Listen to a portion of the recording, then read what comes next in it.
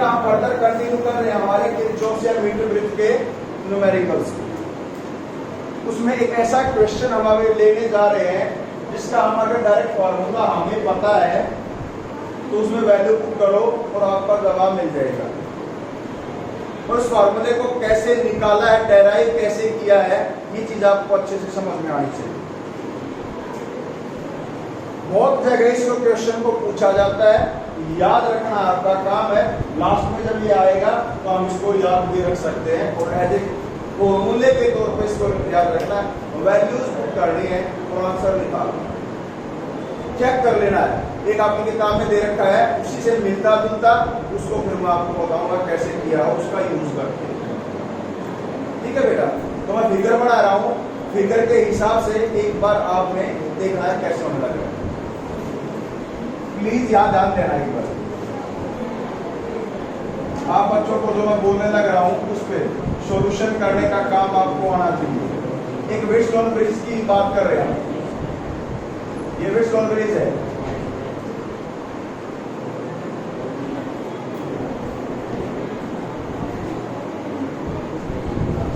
ये R3 या R1 या R2 या R2 या R1,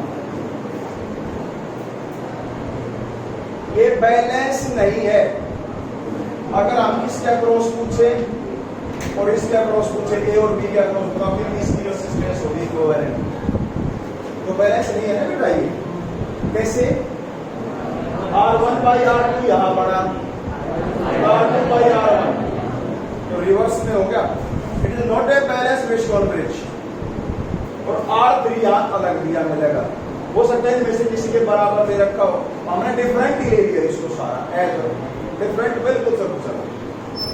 ऐसे में ये अनबैलेंस्ड हो गया है, तो what we have to do, इसकी इक्वेशन निकालने के लिए किरचॉफ के लॉ लगाने पड़ेंगे हमें। किरचॉफ के लॉ लगाने के लिए इनके नेमिंग भी कर दो।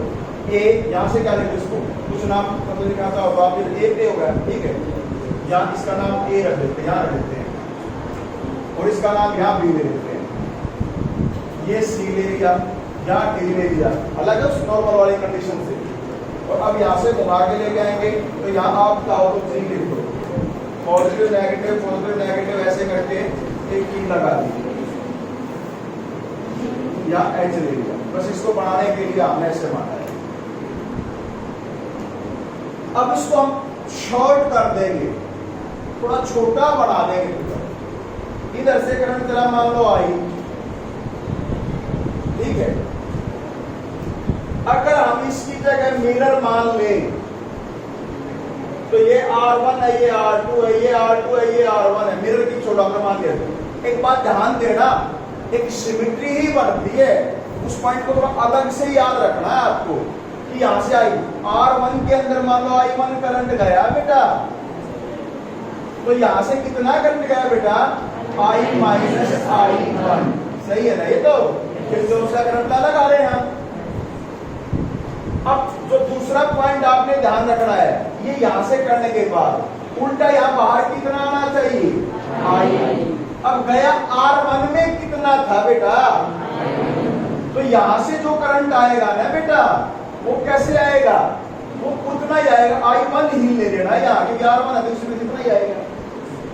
ये पॉइंट याद रखना है आपने। और यहां से जो करंट आएगा वो कितना आएगा, I माइनस I1 आएगा। तो इस पॉइंट पे आ गए बेटा हम। यहां से ये अंदर आने वाला करंट जो है वो तो हमारे पास होगा कितना, I1, और बाहर जाने वाला कितना हो गया बेटा, और इसमें कितना आएगा तो निकालना पड़ेगा हमें। तो मान लो इसके अंदर कितना आएगा, इसका क्या नाम रख दो, एक्स रख दो। तो इस लाभ यहाँ क्या लगा दो आप, किरचॉफ का करंट का लॉ लगा दो, फर्स्ट लॉ लगा दो, तो क्या हो जाएगा, इसमें कितना है, इन दोनों का जोड़ I माइनस I1 बराबर है किसके, I1 के। इधर ले जाओ तो x इसके बराबर हो गया 2I1 माइनस I। इस चीज का फायदा उठा के और ये करंट यहाँ आ जाएगा, कितना भाई 2I1 माइनस I। अब यहाँ ले आओ, चेक करने की जरूरत नहीं है, अपने आप आई वन मिलेगा, देख लो इससे, है ना।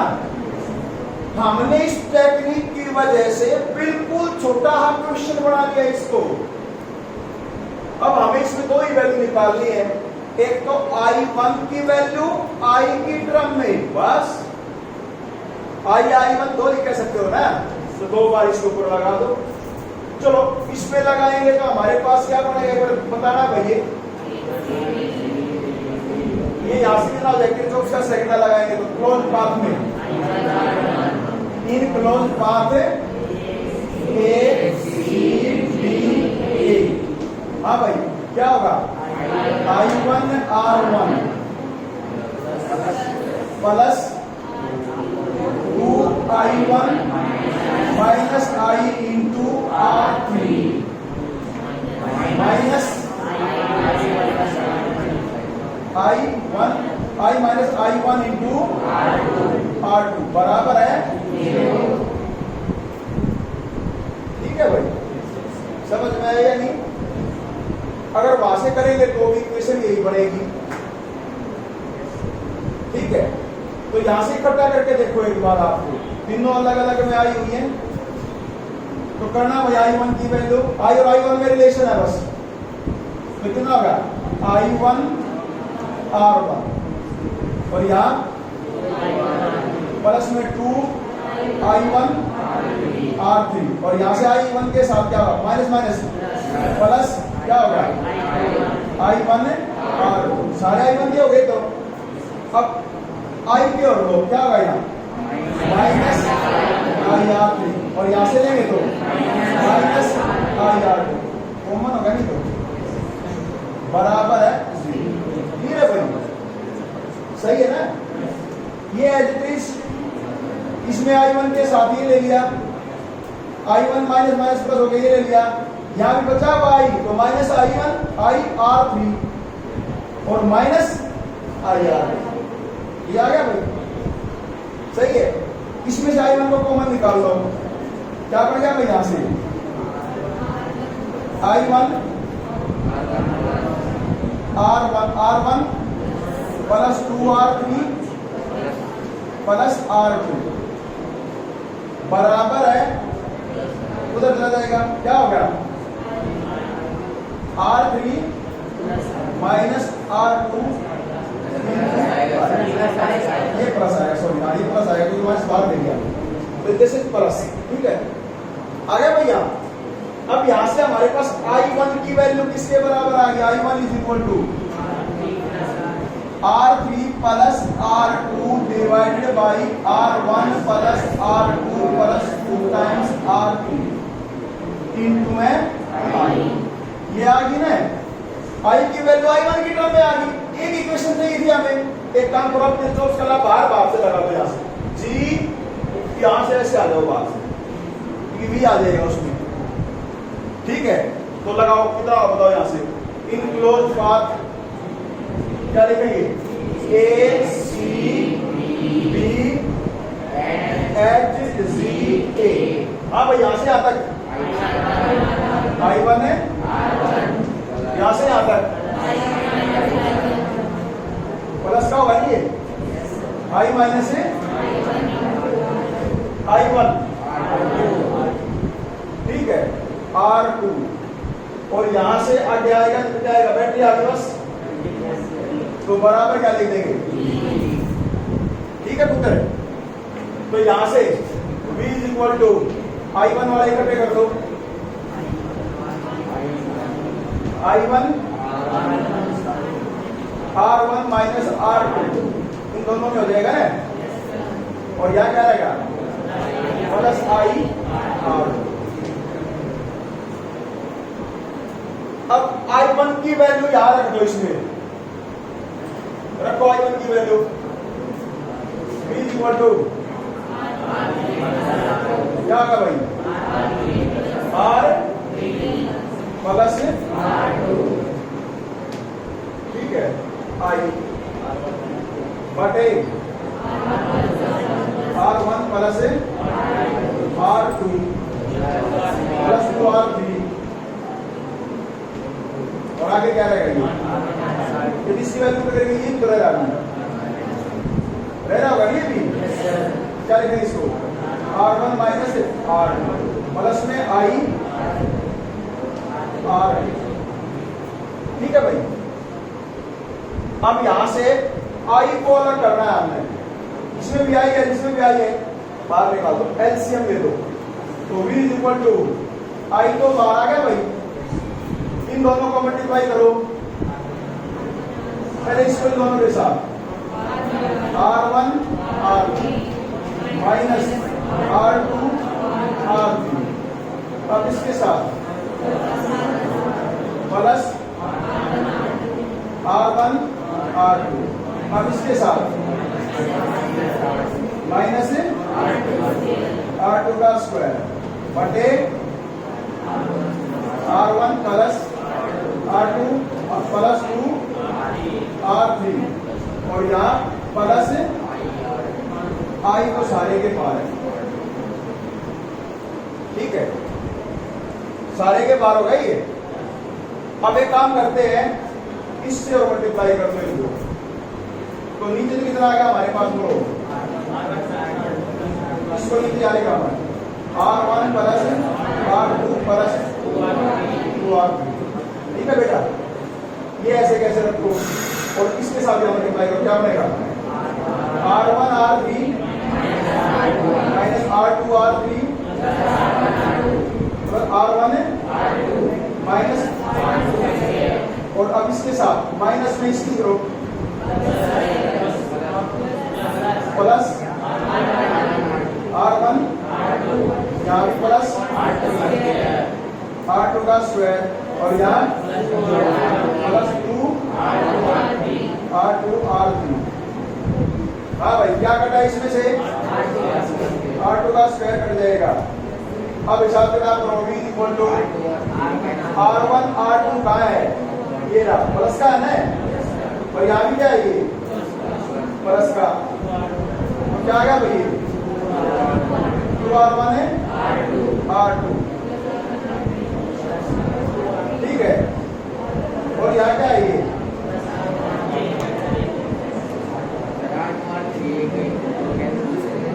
R1 है R3 एक ये नहीं है तो ये ले लिया भाई हमने प्लस में R1 R3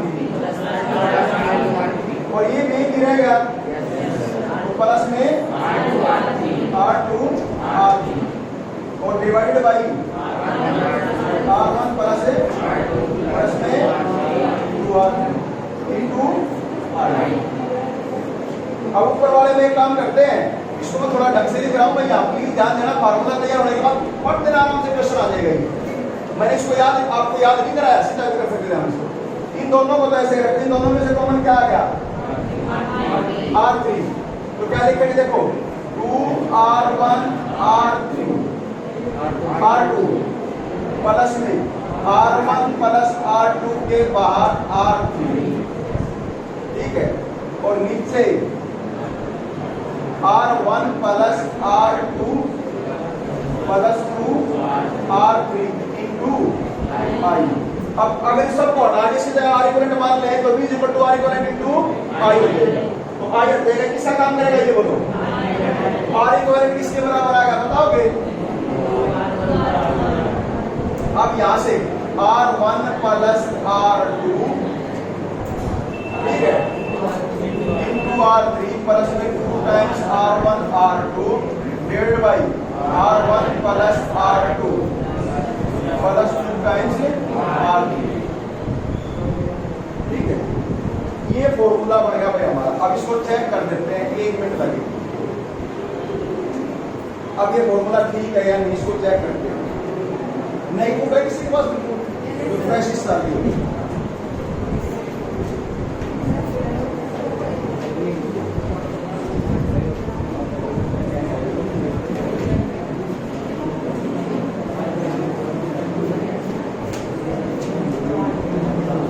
बेटा एक काम करो, आप एनसीईआरटी बुक्स में तो एनसीईआरटी के सॉल्यूशंस पे चलो, सीधा एनसीईआरटी पे आओ, वहां मिलेगा आपको एक क्वेश्चन।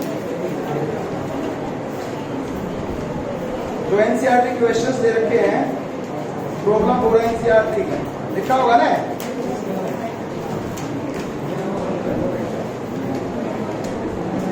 क्या पेज नंबर है बेटा बताना एक बार। 161। Question number 9। Here is the question number 9.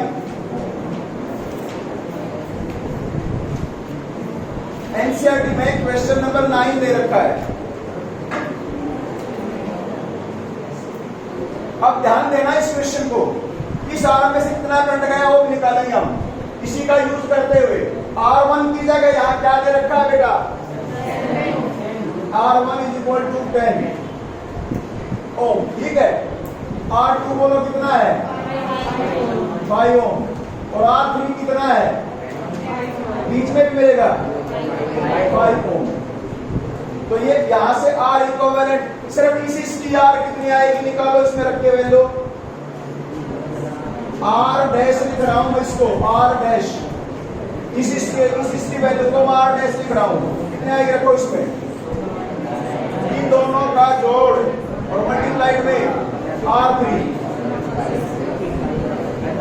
इसको मिटा दो बेटा यहां से क्वेश्चन को, प्लीज एक बार यहां ध्यान देना। क्या आया बताओ जल्दी से, ठीक है। हमारा I1 तो यहां ही काम आ जाएगा, जल्दी बोलो क्या होगा। कुछ इसका कितना आया R इक्विवेलेंट में? 75 प्लस में दोनों का मल्टीप्लाई बाय 2 कितना हो जाएगा? 30 नीचे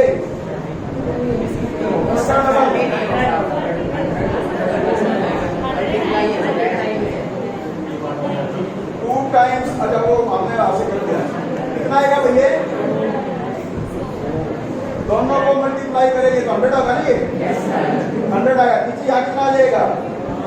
R1 प्लस R2 15, और उसमें इसका डबल करके 25 1 है 75। कितना आ गया भैया? 7। तो R डैश कितना आ गया? 7 ओम। आपने ये ध्यान रखना है, ऐसे में R1 R2 दे रखा, R2 R1 दे रखा और R3 दे रखा हो तो रिजल्ट याद रखना है। जो R1 R2 है वो तो ऊपर दोनों मल्टीप्लाई में 2 टाइम्स उनका मल्टीप्लिकेशन आएगा, दोनों के साथ R3 और R2 के साथ R3 आएगा। कैसे रखोगे? 2 टाइम्स 2 बार आएगा R1 R2, ऊपर 2 बार नहीं R1 R2, एक बार R1 को R3 के साथ, एक बार R2 को R3 के साथ। और नीचे क्या करना है? जिसके साथ 2 आ चुका है उसके अपोजिट R3 के साथ आ जाएगा। R1 प्लस R2 प्लस में याद रह जाएगा, तो सीधा ही समझ में आया क्या है। R1 R2 R1 याद रखने का इक्वल के लिए ऊपर तो 2 बार आए हैं तो 2 टाइम दोनों की मल्टीप्लिकेशन, और एक बार मल्टीप्लिकेशन R3 के साथ R2 के साथ, R3 के 1 के साथ 2 के साथ दोनों को तीनों जोड़ दिए। नीचे क्या होगा? नीचे अलग अलग आएंगे, R1 plus R2 plus 2 times R3, ऐसे याद रखना हमेशा। किसी को आगे बढ़िए 7। अब आपकी किताब में देखोगे तो यहाँ इसमें भी एक जोड़ रखा है कुछ वैल्यू का, कितनी वैल्यू का है? 10 ओम। कितने का जोड़ रखा है? 10 ओम। तो अब इस सारे के साथ 10 किसमें हो गया? सीरीज में। तो इस केस में R इक्विवेलेंट कितना आ गया? 7 प्लस 10 इक्वल टू 17 ओम। अब करंट पूछा है ना बेटा, तो करंट पूछा है इसमें वैल्यू कर दियो। I1 पूछा है इसमें से कितना गया, ठीक है। समझ गए या नहीं? क्योंकि बदल गया हमारा यहां से इसके अकॉर्डिंग। अब आप निकाल सकते हो, कर लो इसको। मैंने आपको यहां बताया 17 ओम रेजिस्टेंस निकाल रखी होगी इसमें, आई होगी आ रही है या नहीं? और अब करंट किसी में से निकालना है, सारे कितने वोल्टेज जोड़ी गई है बताओ? 10 जोड़ी गई है। तो आप करंट को पता लगा सकते हो, करंट किसके बराबर होता है? I equal to V by, तो कितनी लगेगा? 10, और ये सारा कितनी आ गई? 10/7 टोटल करंट हो गया। तो I1 निकालने के लिए ये राइट में वैल्यू कर दो, कितना आएगा? I1 बराबर है दोनों का जोड़ 10, नीचे यहाँ 25 आया था 25 और सारा करंट 10/17 कट्टे यहाँ कितना आ गया 4/17 I1 जो है 4/17 इसमें से 4/17 गया इसमें से कितना हो गया टोटल 6/17 और यहां से पूछे तो 4 का डबल 8/17 माइनस 6/17 2/17 सब आराम से सागर चेक कर लो क्या मिलेगा बिल्कुल आराम से सही मिलेगा बिल्कुल। अब आपने इसको याद कर लो कहने बेटा कैसे आया हुआ है एनसीईआरटी का क्वेश्चन है बार बार हम इसको पूछते हैं आपने इसको प्रूव किया शॉर्टकट मेथड से नहीं सिंपल किरचॉफ राशि किया है कोई शॉर्टकट नहीं लगाया हमने और आपको ये करना भी आना चाहिए क्योंकि बेसिक से जो चीजें समझ में आती हैं उसके बाद याद कर लो बोलो ऐसे में R1 R2 R2 R1 और R3 हो तो क्या इक्विवेलेंट होगी R1 R2 2 टाइम्स ऊपर 2 टाइम्स R1 R2 और प्लस में R1 R3 R2 R3 divided by R1 plus R2 plus 2 times R3 समझ गए यानी अब इसी को मैंने रख देख लेना 5 ये 5 दे रखी है 10 दे रखी है ये 10 दे रखी है 5 दे रखी है 5 दे रखी है अब इसको 10 दे रखा 10 के हिसाब से कर लेते जो 10 दे रखा वैसे कर लेते बस कंडीशन ये दोनों रिवर्स रेशियो होनी चाहिए ये लिनियरिटी कुछ हो सकती है समझ गए यानी और ऐसे में क्वेश्चन को इसी का जवाब आ गया हमारे इसके हिसाब से बाहर में जो रखा उसको फिर आपसे दोनों जैसे जोड़ रखा करोगे यानी do a practice lot of practice मतलब कोशिश करो बड़ी प्रैक्टिस करते जाओ आप उसके बाद आप कोई दिक्कत नहीं आनी 2 क्वेश्चन फालतू करोगे और बढ़िया आसान करोगे बेटा इसके एनसीईआरटी की बुक में दे रखा है क्वेश्चन ये एनसीईआरटी का क्वेश्चन है आपके वैसे बुक में दे रखा हुआ करोगे या नहीं करना बेटा इसको प्लीज ठीक है अच्छे से हो गया भाई ये सारे आंसर में करंट देखो ठीक आया बार 4/7 6/7 2/17 सब कुछ आ गया हो 4/17 होगा एक में I1 फिर 6/17 होगा टोटल करंट 10/17 होगा और बीच वाले आंसर कितना गया है 2/17 समझ गए यानी सारा करंट आ गया बस एक बार थोड़ा सा टाइम लगेगा फिर फटाफट हो जाएगा ठीक है करोगे या नहीं ध्यान रखना बेटा please thank you very much